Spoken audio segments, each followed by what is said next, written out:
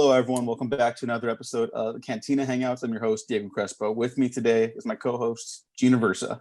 Hey, it's good to see you.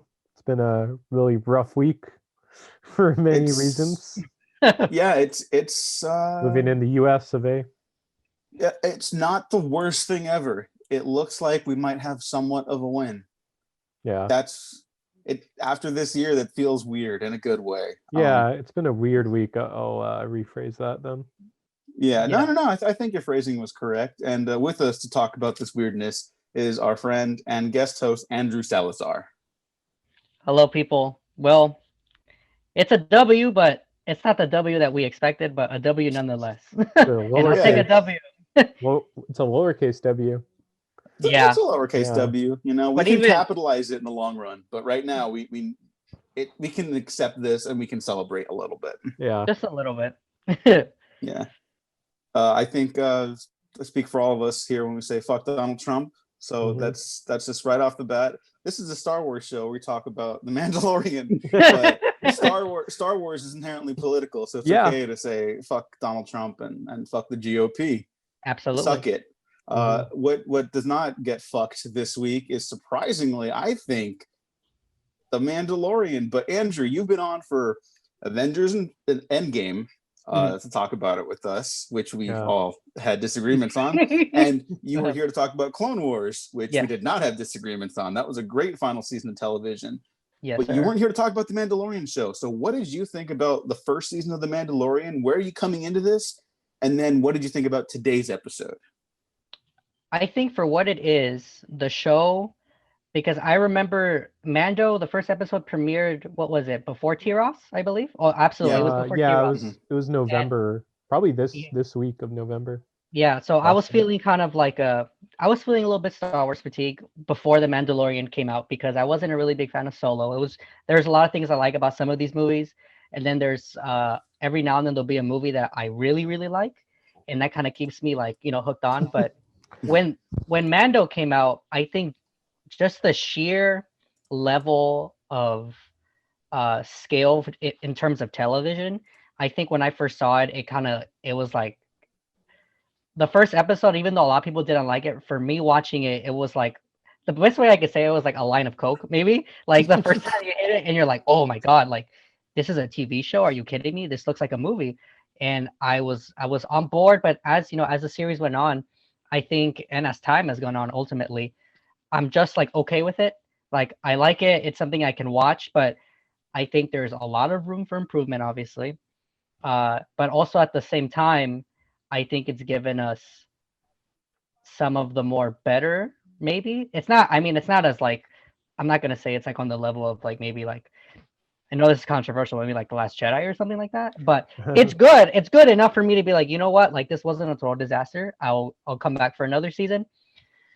Now, going into season 2, I think my expectations were a tad bit higher, but I think when you come to look at it, like if you step back a bit and you look at what the show is and what they're trying to do, I think you probably have a better time, because straight up, like, this Star Wars show, there's going to be a lot of diverse opinions, but a lot of people don't like this show for what it's not trying to do. And a lot of people, and it's fair to not like this show for what it is trying to do, to be honest. But the more that I come to accept that what it is, like a serial, it has and I tweeted this too, like Jon Favreau is very similar to J.J. Abrams in the sense that the dude cannot help himself with like nostalgia, and like he, like the mad dude's like, you know what, I'm gonna bring back R5D4 because I can. Fuck it, fuck you. Like he'll do that, and then it's like, and you're gonna watch it and you're gonna know exactly what it is. But at the same time, I think, and like J.J. Abrams, like they wear their inspirations on their sleeves. Like, you know exactly what it's inspired by. It's very obvious. But I think Jon Favreau has an edge in the sense that it doesn't probably bring him down to his knees as much as it does to JJ. So that's what's like kind of kept me like, I'm like 50-50 where I like the show a lot. I can't deny that I'm not entertained, but at the same time, I'm like, well, I've kind of seen a lot of this stuff so far. And the beginning of season 2 was exactly that, where I'm entertained. This is freaking amazing. This looks like a movie in my living room. Are you kidding me? But at the same time, like I've seen a lot of this before. Not everything, but a lot of it.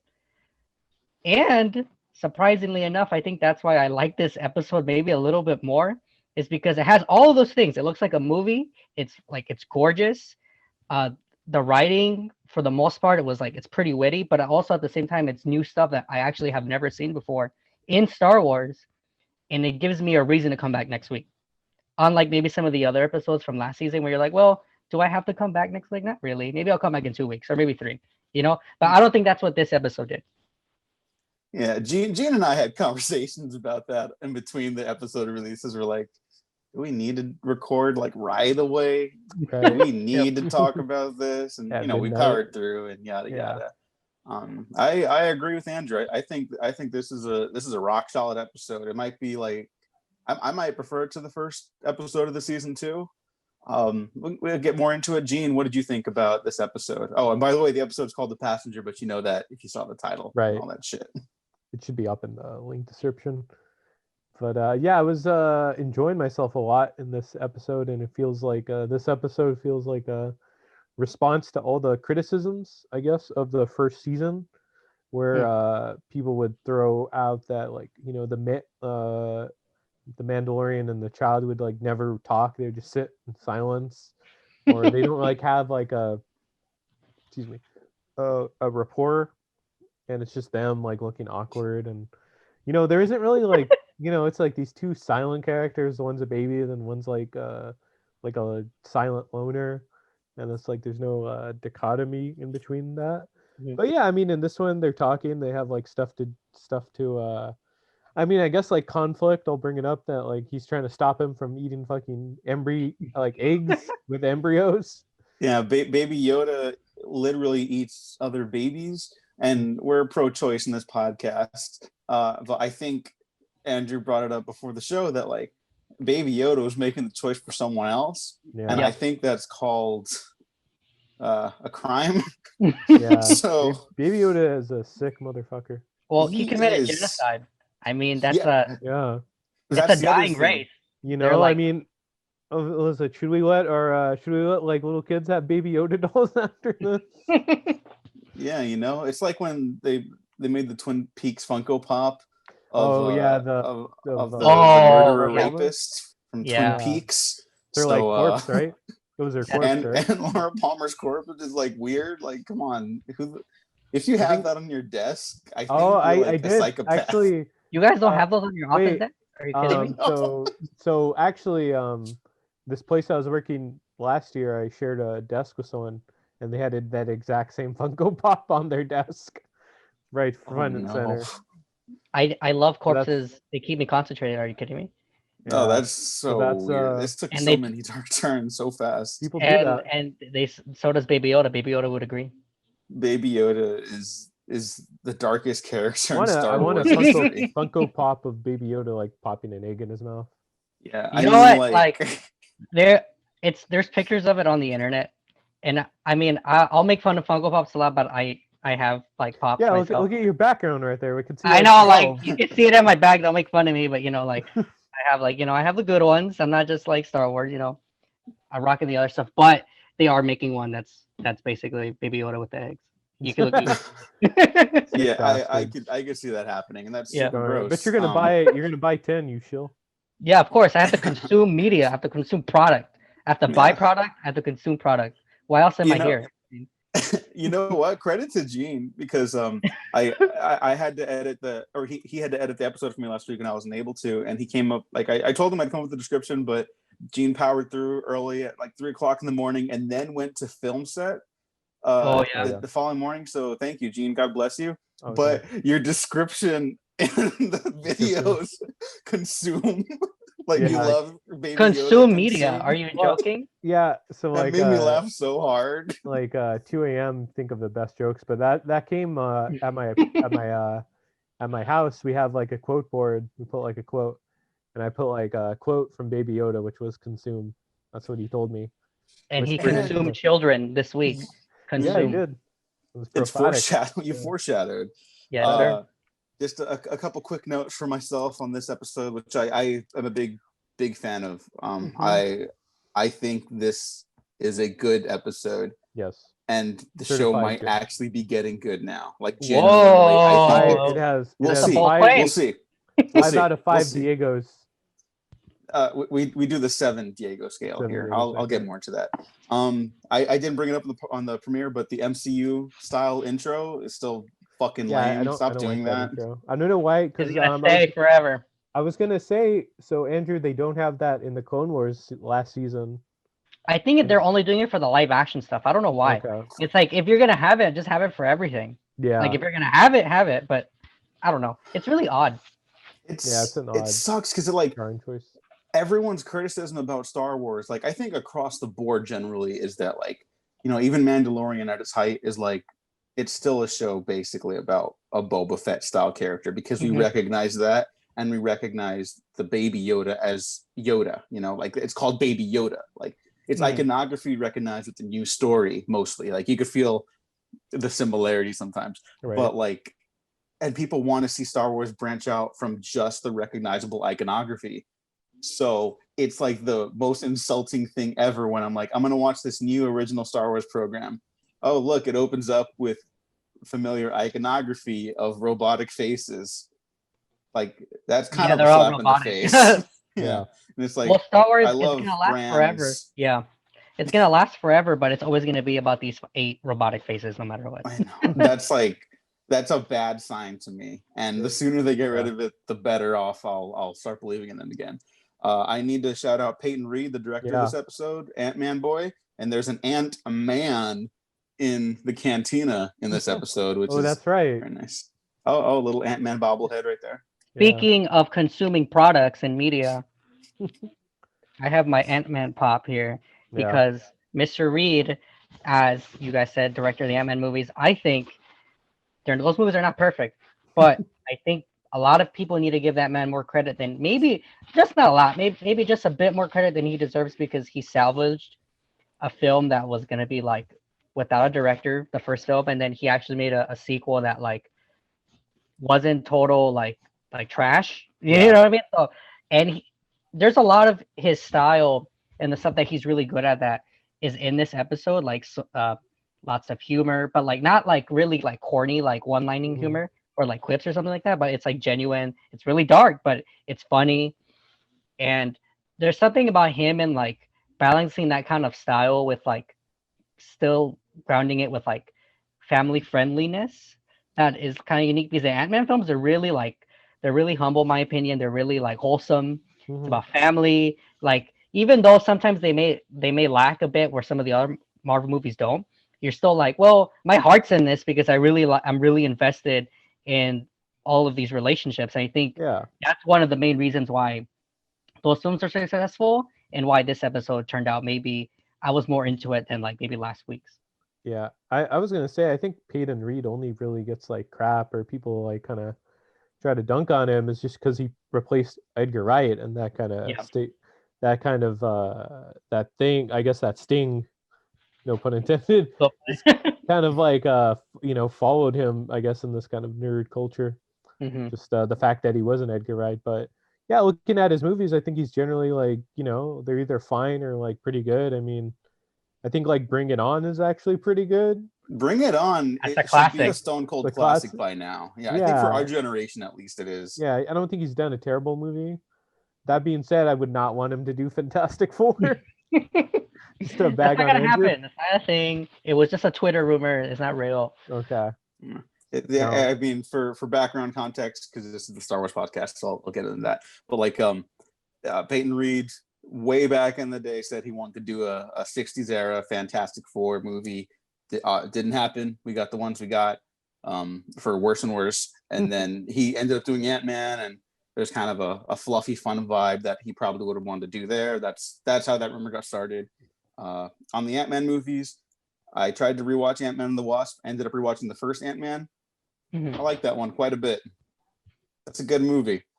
Yeah, and he directed this episode very well. There's some very fun visual storytelling, like with the tense like space highway patrol. And they're like, was that Dave Filoni?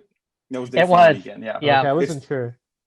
Yeah, and as much as I like Dave, I couldn't just have a feeling that when I see him in his first cameo last season was cute because it's only there for like a second, but he's in this one a little bit more. And I can't just think that it feels like I'm watching when Tarantino's in his own movies. Yeah. And Yeah. you have that vibe where like, Well, it's the funny. it's the bad Tarantino cameos. So like in Django, where he's that Australian guy. Yeah. Then he gained all that weight. He looks fat in Django. But he's he's older. in, He's got yeah. But then he he's looks that like dude. he slimmed down like in the next couple of years. Yeah, but like he's in Death Proof a lot. He's in the bar. He's serving them like drinks and he's like, oh, stomach Mike, all this stuff. And it kind of feels like, oh, this is funny, Yeah, only because I know that's who you another- are. It's the same thing with Filoni. I'm like, Filoni, what are you doing in there? Like, Like, Yeah, like Get out. he's not an actor, and that's okay. it's okay. Might not- It's okay. Might not be much of a director either, but we'll see. Oh. He's a very good writer, and that's what matters. That goes a long way. Not everyone's a writer director. That's okay, you know. And I love the frog lady in this episode. I Yeah. love Yes. all the practical effects were so cool and new and exciting. And then when she goes into full beast mode, full spoilers for this episode, by the way, like always, and she starts hopping around, the effects look really good. Yeah. And there's like a weight to like even how agile she is in that mode. I loved it. I thought this was a great episode. Mhm. So I'm shocked. I actually know what it's Star Wars fans, so I'm not shocked that it's apparently kind of controversial because these people don't know what the fuck they want. Well, that's another thing. Like 10 episodes into this series, if you are really expecting, I saw a tweet. I don't know who did it, so I'm not calling anyone out. I don't remember, but someone said, "Wow, Lucasfilm really made a show where every episode is filler." I'm like, what does that mean? What is the like? They're obviously doing. It's like obvious. It's like if you're going into the show and you're expecting something else than what was given to you before, you're kind of setting yourself up for disappointment. Yeah. They are obviously doing like Favreau is doing his own version, like Monster of the Week, you know, like Mission of the Week and stuff. If you don't want that, that's not what you're not gonna get. Like you're not gonna get something else because he's firmly established. We're 10 episodes in. What like you should have left a long time ago, and that's okay. If you leave, there's nothing wrong with that. But I feel like a lot of fans, they feel like they need to like everything, like they have to make up excuses for like. It's like impossible for them to come to terms that there's one Star Wars thing that's not for them. Does that make sense? Like it's okay. That's totally fine. Like I don't like some of the movies. I like some of the other movies, but I hated the last movie, but I'm still enjoying this thoroughly. That's because they're not all gonna be for me, and that's totally okay. But some people, it's like, no, everything needs to be. I need to like everything. I need to collect everything. Everything like needs to be catered. Yeah, towards, it's like being a completionist. You know, I need to collect every figure, every book, every this. I need to like all the movies. Like it's okay if you don't. You know, and you should have known by now. We're 10 episodes in. Come on, guys. Yeah. Well, also, you know, at the end of the day, they're made for like younger audiences. You know, I mean, you hear that Except for from like genocide. what's that?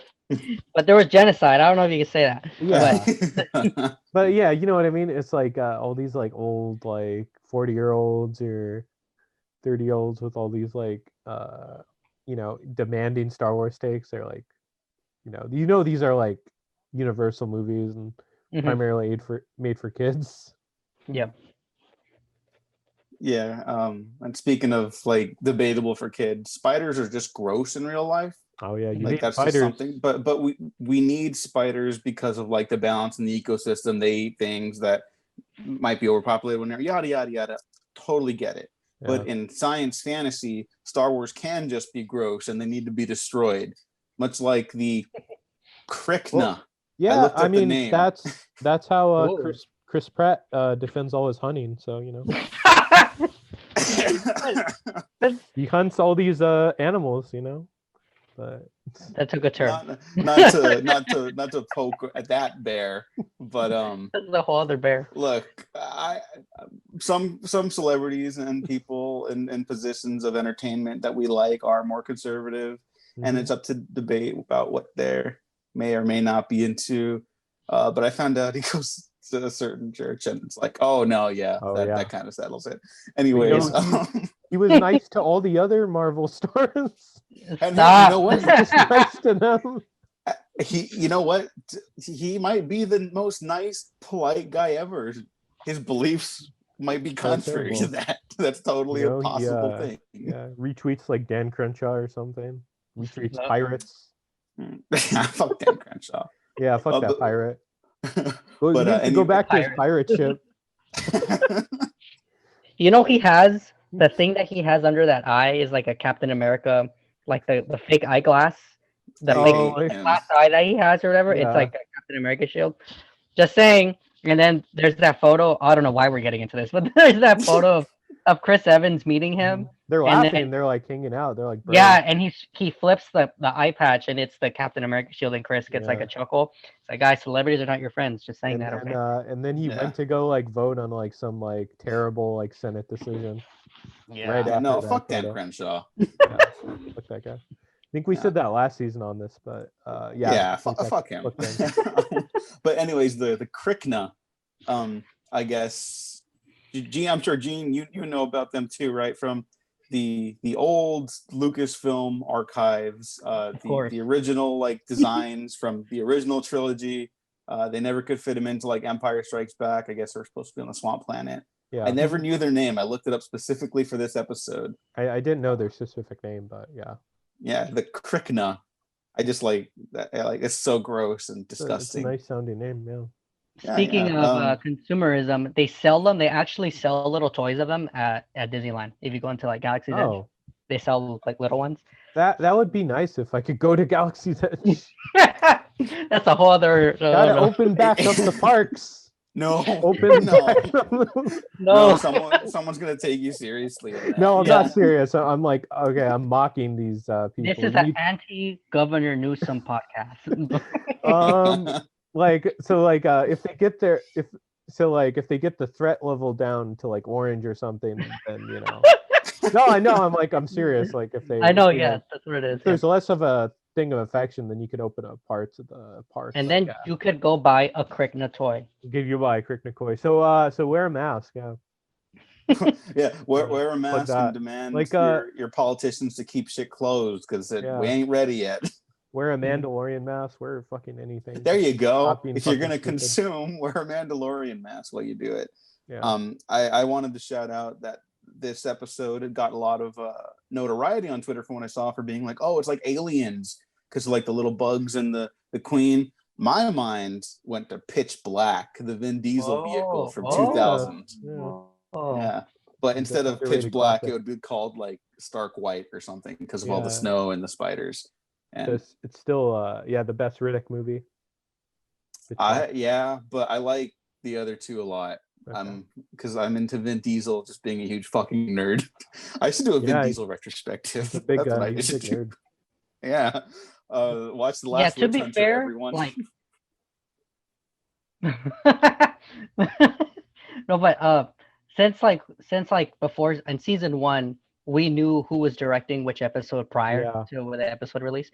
So while watching this, I was like, well, this kind of feels, and I don't know if this is going to be controversial, but I thought it was Bryce Dallas Howard. She is doing an episode only because her episode in season 1 was very Baby Yoda centric. Yes. So I just took a wild guess. Like, you know what? It kind of feels wholesome. I feel like Bryce might want to play with this again, but sure enough, it wasn't her. But because I didn't know who was directing during that scene when Baby Yoda is a puppet too, it looks really dope because you could tell it's like not CG, even though he is CG a few shots, but you could tell it's like an actual like puppet animatronic that's walking, and he's around all the eggs. Like obviously people are gonna say alien, but I don't know why. Maybe it's because like the colors or like the new Ludwig Göransson motifs, which are really good in this episode. I thought of Prometheus for some reason, or I was like, man, whoever directed this really likes Prometheus. Yeah. Because there's something similar when they go into the chamber with all the black goo, and there's music, and it's not as scary. It's more like enchanting, and it's not like the color scheme is different than it was in Alien. I don't know. That's why I thought of that movie specifically. But that's an interesting point because like when you go there, it's Peyton Reed doesn't get his credit like for being like a good director because whatever you feel about the Marvel movies, sometimes it is a little hard to tell.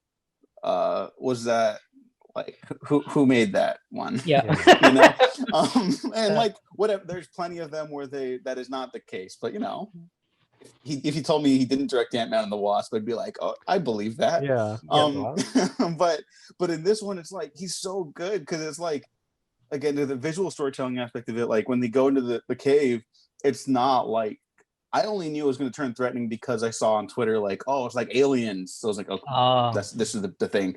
But like just the presentation of it, it's not like menacing at all. It's just a cave with a little hot bath oasis for the frog lady and her babies, and that's like it. So when it did turn, I was like, oh, that's right, I forgot. Like we got to go there. So that like switch up is really impressive. And I also, to your point about Bryce Dallas Howard, I don't know who's that controversial with, but she's a good director. Like her episode's like fine, but the direction was good. Like a lot of she did people good. on Twitter would disagree with you. Now, that's fucking crazy to me. I thought the episode, like, I don't know, man. I feel like I'm going crazy because obviously, because we're watching them all together, I have no preconceived notion of what people think of it. Unlike, you know, some of the movies, people see it early, they tweet, guys, this is the craziest thing. You know what I mean? There's none of that. So I'm watching it, I'm being thoroughly enjoyed. I like a lot of stuff. And I'm like, you know what? That was good. And then I go on Twitter and people are like, this is boring. I'm like, am I crazy? Like, I don't know. Like, did I see the same thing? Sometimes I think that, and sometimes like, well, these people are just dead wrong.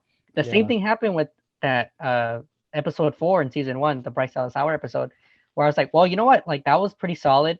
It was more slow paced. They gave us more time with Mando and the kid. Like it wasn't just nonstop action. Like I got to know more about him, which is something that I feel like the show is kind of desperately needs. We need to know more, not like a whole backstory. Like that's not previous. We already know. We actually need to know like how he acts like in day-to-day life, like what makes him tick, how he walks around. And we got that in this episode. And that's why I thought that it was probably going to be her again. But these episodes are good. Guys, you need time when your lead characters are just like doing how they react to just even the most simplest things. People want every episode to be like I don't know, they have bantas and have wampas or tauntauns or whatever the fuck, and then have like a big action scene, something that they recognize. So like, oh wow, that was awesome. But I don't know. I think I like these more episodes more just because I feel like I'm getting closer to them. Even though the last episode was fun, it started. It was a season 2 premiere, and I felt like we didn't move forward much besides that we knew about Boba Fett. That was it. Yeah. This one, I kind of feel like I moved a little bit, and then, I mean, I'll take that. Yeah, I think I'm gonna read off some Twitter responses because this kind of goes into what's making this season, I think, work much more than the last one already. And there were some like legitimate banger episodes last season. Like credit to the last 2 specifically, which everyone was just like, oh no, these like kind of rule, these kind of kick ass. And we could talk more about the structure and stuff too, because I think that's just a genuine problem the show's gonna have forever. But from A.B. Allen, a pal of the show and Gene and I's, said that it's not anyone's main concern right now, but on the whole, the season of The Mandalorian has been a major step up from the first. Having Mando A, speak more, B, actually act invested in what he's doing, goes a really long way to making the whole thing work. And I completely agree. And I think that's what you were talking about too, Andrew. Like it just have them be like human beings. Like you know, like one of the big things that put me off of the premiere that ended up making me like it later was that, like, you know, once you've seen him like be a badass and like dispatch a group of guys and walk away cool with Baby Yoda for the 5th time, you've kind of seen all the ways you can do it. And they keep doing that, but at least it was like funny in the opening of this episode. You know, like that was, I was like, it's clever, it's cute, it's like witty, you know? And we do need to learn more about like we learned everything we need to know about him, like, and how he got to be like involved with the Mandalorian stuff, but like, you know, I still don't really know him. No. And I don't know these characters as well as I'd like. So when he's able to bounce off of other characters that are just kind of big personalities, like Amy Sedaris, who I actually like a lot, and that one I know is controversial because she gives a very broad performance. I could tell from the moment she stepped on screen, people are not going to like that. I do though. But like when you have characters like that go up against Mandalorian, it's like or just surround him with characters like that, it makes the show feel more alive. It makes it feel like a universe that exists. And I know most of this takes place in like the Outer Rim areas. That's why they keep going back to fucking Tatooine. But like just those areas still are going to be populated, you know, like rural America is not a post-apocalyptic America. There are still people that do stuff out there. Yeah. You know, they have livelihoods and places to go and people to see. So that's the show is getting better at showing that too. And that's neato. And another one I want to mention from At Way to Dawn 86, another side quest episode in the can, but the visuals are impressive. And I know not everyone is a fan of the child. I believe that's directly at us. But the amount shown on screen made up for it. So the responses to this one in the Twitter are positive for us, at least. It's a good episode. I mean, for you to genuinely, I don't know. I think the only way that you could have gone into this and walked out disappointed is if you wanted to see Boba Fett right away, which again, knowing how this show plays its game, you're not gonna see Boba Fett probably for maybe I'm taking a wild guess because they released who wrote these episodes, and Dave Filoni wrote episode 5, and everyone is assuming that that's probably gonna be like the Ahsoka episode, or maybe like the episode that's gonna have the legacy characters come in. And again, if Dave Filoni wrote it, he's probably directing it. I don't know. I know, but so yeah, where you either walked into this thinking that you're gonna see Boba Fett right away, or that you're gonna get, I don't know, like this show, as it showed its cards and what it wants to do. You know that there's gonna be a side quest, and there's nothing wrong with side quests because again, Jon Favreau, he's heavily inspired by like the old Western shows that were like about different things every single week. Serialized storytelling, I mean episodic storytelling, like it's very obvious that that's what he wants. And that's why I said in our Clone Wars discussion, where I was like, you know what, like I don't know, I have a really gut feeling that because George Lucas himself was like heavily, like he loves that shit, and he was heavily inspired by those when he first made Clone Wars, that I think that like Lucas heavily fucks with Mando even more than like the other things that have been produced under this new wave of Star Wars like content, I guess, if you want to say. Yeah. So like if you're going into this again, you're going into this thing that you're gonna see Boba Fett, that you're gonna see more Mandalorians probably already, or that you're gonna figure out like if you know Ahsoka's in it because like of the trades and all the reporting that Ahsoka's like, guys, like it's episode 2, like what do you think is gonna happen? They have 6 more to go. Like there's gonna like again, you need things to not go fast.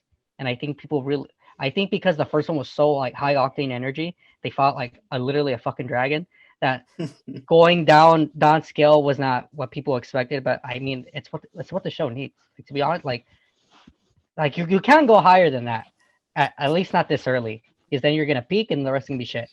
Yeah, I think people even recognize that there's a genuine problem with like how the show's first season was structured and like how it kind of doled out information, because there's totally a difference from like what this episode is doing and like what some of those middle, like what the last Tatooine episode did, like in the first season, which everyone I think was like, that sucked. It felt like people saw through the looking glass, and I was like, yes, like you see me, you know.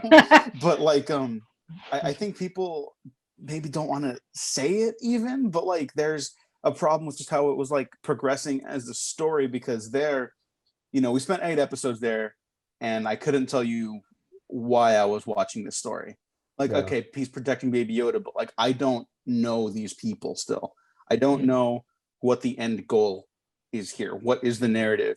And you know, doing the Last Airbender retrospective, by like episode 2, I'm like, I know who Aang the Last Airbender is. I know what the end goal is for at least the first season.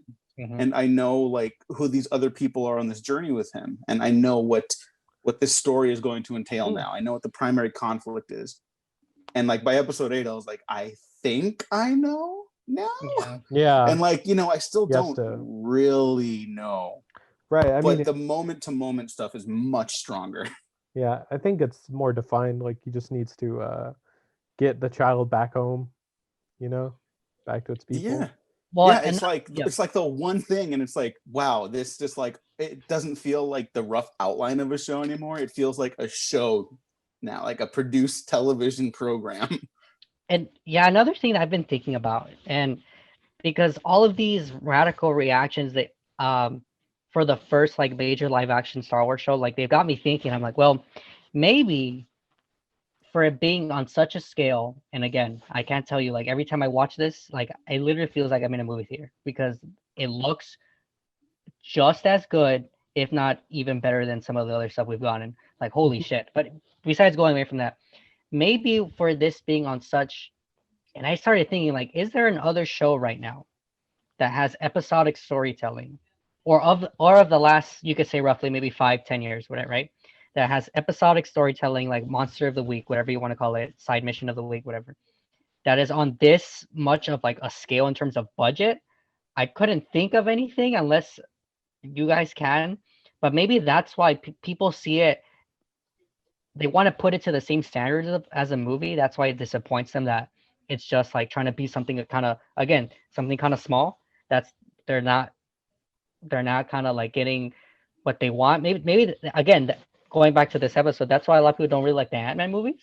It's because they're going for something much smaller than what the MCU gives them usually, and that's totally fair. But they're doing it on purpose. It's not something they're doing by mistake or by accident. No, it's happening very intentional. So maybe they're disappointed because of that. Also, the only person writing, like it's only John Favreau for the majority. Like Dave Filoni does like one or two episodes. Rick, forgive me if I say his name wrong. It's a Famuyiwa. Mhm. He did two last season. He's doing one this one. So it's not unlike other television shows that are of big nature and that are of the weekly zeitgeist that we talk about every week. There's no writer's room. It's just like one, two, three people at most, literally building a season of television, and that's not what we have. That's not what we see usually. And just by this not being called like chapter 1 of season 2, it's chapter 10, chapter 11. It's continuing. It's making me think that this is only going to go for 3 seasons. It's going to end, and it's going to be like, oh, it was a long movie. That's what they're that's what they're going to say. Oh, it's just like a long movie. So I don't know. Maybe it's because, yeah, again, the first season, the structure, it's not what I expected. Definitely, I didn't expect to see something like Clone Wars per se when it was something, but like again, a kids show, but on a massive budget. People were probably expecting Game of Thrones, Mhm. Walking Dead, like level stuff where like one story is a whole season or something like that. I don't know. It's perplexing, I gotta say. Yeah, to the seasonal thing, Giancarlo Esposito, God bless him, terrific actor, love him in the Yeah. show. Even has said, if you think this is cool, wait till you get to season 3 and 4 of The Mandalorian when stuff really gets cool. And you know, like nothing against him, but when he said that, my brain just like went into angry mode, and I was like, I don't want stories to pay off later. Like if you have like a long story arc you're planning out, like that's totally fine. Game of Thrones at its height did that better than in anything, right? Mhm. But like the worst serialized stories are like, oh no, the answers will come eventually. And it's like, okay, but what are you doing like now? What Yeah. are you Right. doing right now? And The Mandalorian has made me so uninterested in the long game and so much more interested in these episodic adventure stuff. I love this stuff. I think this is like, I think what Star Wars could be on television. I'm of the belief Star Wars should be remaining as a movie franchise. I don't want to see it on television forever. Mhm. I think the Marvel stuff should move to television and Star Wars should stay on the big screen. But like it's just fun to watch like monster adventures and stuff. You know, like Yeah, this was like Star Wars, like what it was made to be. Would love to see it on the big screen though. Do Mhm. that for the next trilogy. And Yeah. I don't know. We'll see about that Yeah. seasonal stuff. Kind of don't want it to last that long, but hey, if it's still good, you know, whatever. well, people are saying they're like, I'm tired of Star Wars trying to be like the MCU. Like Yeah. that's not something that I've said, but that is something that I see like almost every week, and I kind of agree with it honestly. Where like And I don't know, like just saying that will probably get a lot of people like quote unquote like upset. It's like, what do you mean? Like, that's a good thing. Like the MCU is so successful. Why wouldn't you want to be like the MCU? But that doesn't. It's not like Star Wars is not this thing. Star Wars is supposed to be kind of like almost like finite. You know what I mean? Like, but and I don't know, but it's what you were saying about can't wait into what they're gonna do in season 3 and 4, and it's something that I know. Like, I don't want to trigger you, Diego, but it reminds me of when I've heard you say constantly about the Spider-Man movies when they say, "Well, the next one is gonna be about this." Don't wait. It reminds me a lot of that, and I mean, I bad for these Spider-Man movies, just as much as like any other fan. Don't get me wrong, but it kind of like in the long run, like maybe like after like time passes by, you kind of think about it like, yeah, man, like I'm kind of like disappointed, or I'm kind of like I need something else, because at this point, like, again, the Mandalorian has showed its cards in many areas. Like, well, I've already seen him be a badass. I've already seen him like take out people like nothing, because I get it, he's a badass, like I get it, but I don't know, just to see him actually struggle in this episode, like you think he's gonna lose, like we don't get that a lot, and I think we need more of that. We need this dude to lose more. Yeah, more of that. The stakes are well defined now. The even like the interpersonal stuff with the frog lady, like that's like I was Dude, worried she wouldn't make yeah, it out. Yeah. Like she I looks was so like, oh sad. You're like, oh no. my god. Yeah. Yeah. So yeah, I don't know. All the stuff's working right now, and the stuff about the Spider-Man movies is on point. And I think in relation to this too, we're like, yeah, don't tell us like to look forward to stuff then. Like there's stuff to look forward to now, like Yeah. and the finite stuff about Star Wars, that again, that goes back to the George Lucas thing, where his whole point about like the original trilogy is that it's a coming of age story for Luke, and like you're not supposed to want to live on Tatooine forever. Like there's stuff just beyond that horizon. You go out there and you enjoy it while you're home, but then you go on and do other things. Star Wars Yeah. should not rule your life. It could be a part of your life, but it doesn't need to define you, because it's also not real. That's also the big part. It's not real. Well, I think I will say this: if the 5th episode of last season wasn't as kind of weak as it was, I think the reaction or the response to being on Tatooine last week wouldn't have been as I guess negative. You want to say? Because it shares a lot of the same stuff. Like we saw the Tusken Raiders, that they're more than just savages. That was already teased in the 5th episode, but that episode just kind of goes. It leans really hard into like, you remember the cantina? We're back in the cantina. Look, here's the cantina. Look at this. And then like, oh, look at this dude. He's sitting like Han Solo did in the chair. Look, he's got his legs crossed up. Oh, look at this guy. He's a young gunslinger. I think if Filoni probably played the cards, he's on to some things like with the Tusken Raiders, don't get me wrong, and the passing of time and how it affects, because it's not the same Moist Eisley that we've seen before. He's on to something, but I think maybe, again, he's a first-time director in terms of live action. If he played his cards maybe a little bit more wisely, then the reaction to when the alien, who's played by John Leguizamo, by the way, last week, the short dude in the beginning, the one-eyed Cyclops. Oh, that's amazing. Yeah. I didn't know that. Oh, that makes me so happy. Yeah, it's John Leguizamo, dude. The funny thing is like that whole episode where we saw Boba Fett, and I was like, oh, of course. And then the credits roll and it says John Leguizamo. I was like, John Leguizamo. That got me. That got more of a reaction out of me than actually seeing Boba Fett. I was like, that was John Leguizamo. What? But the moment that he says Tatooine, everyone was like, oh. Yeah, you could feel the air leave the room. Yeah. If the 5th episode wasn't the way that it was, I think him saying Tatooine would have probably gotten people more. It wouldn't have been that same reaction. It probably would have gotten us excited. Maybe even like, what? But that's not what happened. So let's not dwell on what couldn't happen. Let's dwell on how to move forward. Again, Star Wars fans are like, well, we learned more about legends. Well, the legends thing. You're like, stop dwelling on what came before. It's still there. You could still go back to it. It's not deleted. Like, it can't be deleted. Look forward to where you're going. So yeah, there we go. This is the way.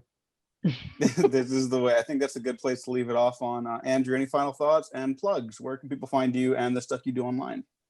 Final thoughts. Gotta think. So timely recording this because last night, Deadline released like an article saying that like Lucasfilm's gonna start shooting something next week, and a lot of people like your reaction. You're like, what? Yeah, this happened. I think they posted it like at 8 p.m. or something where they got like some kind of insider information that they're either gonna start filming season 3 of Mando next week, or some kind of insider gave the spilled the beans that if it's not Mando season 3, it's like a new Boba Fett series. And it got some people talking, but because they posted the article kind of late in the day, and with all the election stuff, Yeah. it didn't get the same traction that it would have gotten if not all this crazy shit was going on, right? So me thinking, and it's going back to what we just said. Oh, the season 3, season 4, it's coming. I think we're on a good track right now, but if we slip into that shit again, where you're gonna tease me about what I'm gonna see next year instead of next week, then I don't see the Mandalorian in the long run standing as strong as it could as the first live action Star Wars show. But that's not what happened this week. We got a good episode. Surprisingly, if you would have told me that one of my favorite episodes would have been from the Ant-Man director, I would have been like, really? Because Robert Rodriguez, his episode is coming up, and I would have been like, you're fucking kidding me. I'm optimistic because again, we don't know who's directing each episode. I'm crossing fingers that Robert does the finale, and it's probably like some kind of crazy bullshit, and I'd be like, oh my god. So I'm optimistic. The episode, things are looking brighter. Also, behind the scenes, but I hope to God that they're not doing some fucking Boba Fett show, and if they're doing season 3, which I think is more likely, that Jon Favreau, who the people behind the scenes, they're at least taking the time to take in the reaction. Because if they start going ahead and they start writing season 3 and 4 without at least learning a few lessons from what came before, we're just gonna get the same shit. That's one of my biggest fears because he's probably had this all laid out, but it's television, it's not a movie. People react to this in real time. If you're not seeing that, or if you're not seeing what's working or what's not working, and you're already like 10 steps ahead, you're kind of fucking yourself over. Yeah. So crossing fingers, optimistic. And in terms of where you can find me, you can follow me on Twitter at AndrewJ626. And of course, I am the managing editor of Discussing Film. We're posting stuff. We're trying to get people through this very, very strange time in the best ways that we can. We feel that, and we're part of this. You guys would agree that there's a new generation of creative voices that are shaping the future of film discussion and like film, like debates, like all this kinds of stuff. And we feel that we're one of the outlets that's giving a good channel for that because people have been talking about movies for before we were born, and things get stale really quick. And if it's not up to people like us and people that I am proud to call people the Discussing Film team, then I don't know what we're gonna do. So follow me there, and we're posting stuff every week. We just posted a new Michael Bay scoop this week, so keep up with the news. It's a remake, right? Michael Bay's doing it's a remake. Yeah, it's a 2005 Danish film, and it's probably going to be like the next thing that he does because this is a tangent, but he signed like some deal with like Sony, and it's a remake of a 2005 Danish film, and it's really small scale. So that, and considering the state of the film industry and like COVID regulations, it looks pretty probable to be the next movie that he does because it wouldn't take, even though it's Michael Bay and he's gonna go batshit crazy, but it's not gonna take like a Transformers budget. Yeah. So it's looking very likely at least. Definitely. Wow, and that's so fucking insane. I'd see that over I'd see that over Songbird. Well, he only produced that. I thought he directed it too first, but Yeah, that's still gross. I'm not even spending time even talking about that movie. Right. But Gene, final thoughts, and where can the people find you? Yeah, I enjoyed this episode. Hopefully it gets more episodes like this, so I'm not as frustrated. But you can find me on Twitter, Instagram, Gene9892. Yeah, so if we do, because we're for sure going to do the finale right after it airs. Most of these will be uploading later in the night, Friday, just like we did this one. So Andrew, you're going to see this go up like on SoundCloud like 5 minutes after done recording. But like, yeah, more of this. If you can work out the kinks in the long-term story, then I'll like that too. But like this is fun adventure shit, and if that's not what you're looking for with your Star Wars, that's totally fine. But make sure that's like recognize that that's the problem, not the fact that it exists, because Star Wars can and should be anything and everything. Yeah. So check us out on the Waffle Press, Twitter, YouTube, SoundCloud, Spotify, iTunes, and Patreon, where you can get other episodes of retrospectives and such early. Maybe some upcoming commentary tracks. There's some inklings I have going around. I would love to do some more stuff for Christmas. We're probably gonna take a little break after that, but yeah, keep checking us out. Stay safe out there. Fuck Donald Trump, and we have been professionally unprofessional.